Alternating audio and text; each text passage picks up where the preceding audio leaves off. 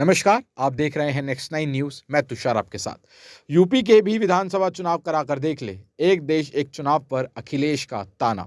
जी हां, आपको बता दें कि समाजवादी पार्टी के अध्यक्ष अखिलेश यादव ने कहा कि केंद्र सरकार ये एक्सपेरिमेंट सबसे पहले उत्तर प्रदेश में कराकर देख ले, क्योंकि उत्तर प्रदेश देश में सबसे अधिक लोकसभा और विधानसभा सीटों वाला राज्य है। एक देश एक चुनाव पर पहली बार विवाद 2018 में शुरू हुआ था।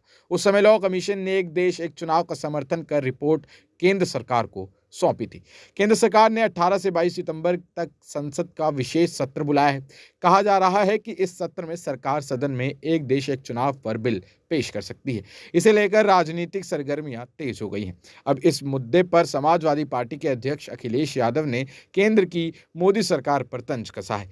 अखिलेश यादव ने कहा कि अगर केंद्र सरकार को ये एक्सपेरिमेंट सबसे पहले उत्तर प्रदेश में करना है, क्योंकि उत्तर प्रदेश देश में सबसे अधिक लोकसभा और विधानसभा सीटों वाला राज्य है। उन्होंने ट्वीट कर कहा कि हर बड़े काम को करने से पहले एक प्रयोग किया जाता है। इसी बात के आधार पर हम ये सलाह दे रहे हैं कि एक देश एक चुनाव करवाने से पहले बीजेपी सरकार इस बार लोकसभा के साथ-साथ देश के सबसे अधिक लोकसभा व विधानसभा सीटों वाले उत्तर प्रदेश के लोकसभा विधानसभा के चुनाव एक साथ करा के देख ले।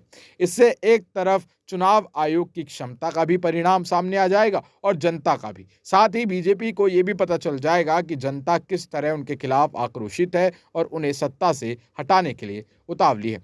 हर बड़े काम को करने से पहले एक प्रयोग किया जाता है। इसी बात के आधार पर हम ये सलाह दे रहे हैं कि एक देश एक चुनाव यहाँ भी भाजपा सरकार यानी कि उत्तर प्रदेश में कराकर देख ले।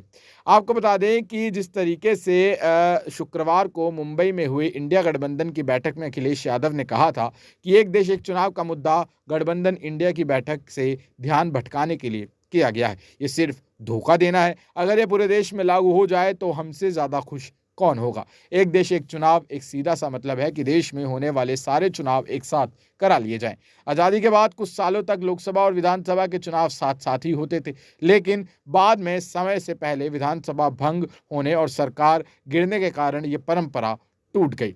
एक देश एक चुनाव पर पहली बार विवाद 2018 में शुरू हुआ था, जिस पर लॉ कमीशन ने एक देश एक चुनाव का समर्थन कर रिपोर्ट केंद्र सरकार को सौंपी थी। लोकसभा और विधानसभा चुनाव एक साथ कराए जाने के मुद्दे पर मसौदा रिपोर्ट केंद्रीय विधि आयोग को दे दी गई थी।